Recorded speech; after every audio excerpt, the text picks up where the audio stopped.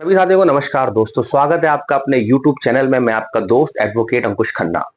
दोस्तों, आज जो लॉ ग्रेजुएट्स हैं या फिर जो नए नए वकील एनरोल अपने आप को करने जा रहे हैं, उनके लिए बहुत बड़ी खबर है। इस वीडियो को आप अंत तक देखिएगा और लोगों तक शेयर कर दीजिएगा ताकि ये इंफॉर्मेशन हर एक उस लॉ ग्रेजुएट के पास पहुंच जाए जो एडवोकेट बनने की इच्छा रखता है। तो हम बात करने जा रहे हैं दोस्तों एडवोकेट की एनरोलमेंट फीस के बारे में। जब हम लॉ ग्रेजुएट हो जाते हैं तो हमें सबसे पहले किसी भी स्टेट बार में अपने आप को एनरोल कराना पड़ता है, जिसके लिए अलग अलग स्टेट जो है वो अलग अलग तरह से फीस वसूलती हैं और उसमें तमाम प्रकार के ऐसे मिसलेनियस एक्सपेंसेस होते हैं जो वो फीस के नाम पर हम लोगों से लेते हैं। तो इस पर एक ऐतिहासिक फैसला, जो कि सुप्रीम कोर्ट का एक जजमेंट काफी टाइम से पेंडिंग चल रहा था।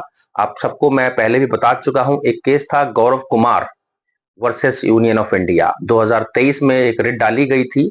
रिट नंबर जो है वो 352 सिविल का है। तो अगर आप सुप्रीम कोर्ट की जजमेंट में इसको चेक करना चाहें तो आप चेक कर सकते हैं। अदरवाइज मैं आपके साथ पूरी जजमेंट की कॉपी शेयर कर दूंगा। तो दोस्तों, इस केस में काफी डेट्स लगी और पहले भी बोला गया माननीय न्यायालय को कि जो अलग अलग बार हैं, उड़ीसा बार और UP bar, Delhi, Maharashtra, MP, you और तमाम प्रकार की जो स्टेट्स हैं वो अलग अलग तरह से, मतलब एक फिक्स अमाउंट कहीं भी नहीं है कि लॉ ग्रेजुएट से इतना अमाउंट लेना है और यही टर्म्स एंड कंडीशंस हैं। तो इसकी जो लास्ट हियरिंग थी उसके बाद जब ये फैसला जो है वो रख लिया गया था और बाद में इसकी सुनवाई हुई, तो 30 जुलाई को माननीय सर्वोच्च न्यायालय ने इसमें अपना एक ऐतिहासिक फैसला सुनाया। अब ये जो फैसला है ये सभी को खुश कर देगा, क्योंकि अब सुप्रीम कोर्ट ने साफ साफ कह दिया है कि अब बार का इस तरह से मनमानी तरह से पैसे वसूलना जायज नहीं है।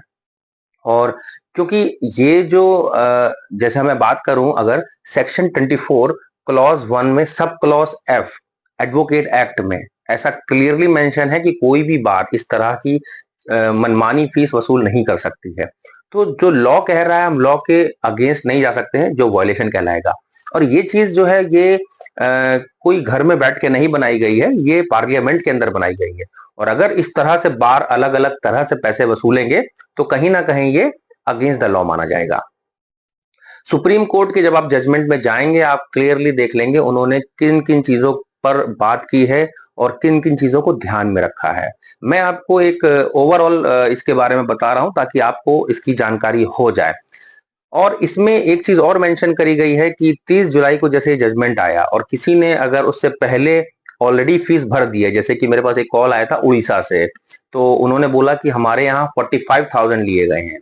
अब मैं इसमें श्योर नहीं हूं, लेकिन अगर वो उन्होंने 45,000 दिए हैं और इस फैसले के बाद, क्योंकि अभी जो बार हमसे फीस ले सकता है एनरोलमेंट के नाम पर, वो जनरल कैटेगरी की 750 रुपए है, उससे ज्यादा नहीं ले सकता है। और इसके अलावा SC ST जो शेड्यूल कास्ट होते हैं उनकी जो फीस रहेगी वो 125 रुपए रहेगी। तो अगर किसी ने ज्यादा पैसे पहले दे दिए हैं और अगर आपके मन में ये डाउट है कि अगर हम तो ज्यादा पैसे दे दिए हैं और अब ज्यादा पैसे देने के बाद हम किस तरह से मतलब अपने पैसे वापस ले सकते हैं, तो ऐसा कोई भी प्रावधान नहीं है, क्योंकि ये 30 जुलाई से ही लागू हो गए। अगर आपने पहले भर दी है तो पैसे वापस नहीं हो सकते हैं इसमें। तो इस तरह का कोई भी डाउट नहीं होना चाहिए आपके मन में कि मैंने ज्यादा भर दी सर, अब क्या होगा, कैसे होगा। मगर अगर आपने नहीं भरी है, अभी भी एनरोल नहीं कराया अपने आप को, तो आपके लिए एक बहुत ही अच्छी अपॉर्चुनिटी है। आपके लिए एक तरह का ये जैकपॉट है और सुप्रीम कोर्ट ने उन सभी लोगों को ध्यान में रखते हुए ये फैसला दिया है। क्योंकि अगर आपके पास इतनी ज्यादा पैसे नहीं होते हैं तो क्या आपके अंदर लॉ वकील बनने की या फिर एडवोकेट बनने की काबिलियत नहीं है? ऐसा बिल्कुल भी नहीं होना चाहिए। तो इसका एक नॉमिनल जो फीस स्ट्रक्चर है वो उस तरह से है, 750 रुपए और 125 रुपए। और जजमेंट की पूरी कॉपी मैं आपके साथ शेयर कर दूंगा। मैंने आपको रिट पिटीशन नंबर बता दिया है, अगर आप खुद भी चेक करना चाहें तो 352 सिविल में आप डाल करके सुप्रीम कोर्ट की जजमेंट 2024 में चेक कर सकते हैं इसको। और ये सभी उन लोगों के लिए जो लॉ ग्रेजुएट्स अभी परसुइंग हैं और जो हो चुके हैं, एनरोल कराने जा रहे हैं, तो उनके लिए वीडियो बहुत काम की हो सकती है। शायद आपको इसकी जानकारी ना हो, इसलिए मैंने सोचा कि आप तक ये जानकारी पहुंचा दूं। आपसे बस रिक्वेस्ट इतनी है कि इस वीडियो को आप ज्यादा से ज्यादा शेयर कर दीजिएगा ताकि इन्फॉर्मेशन सभी उन लोगों के पास पहुंच जाए जिनको इसकी जरूरत है।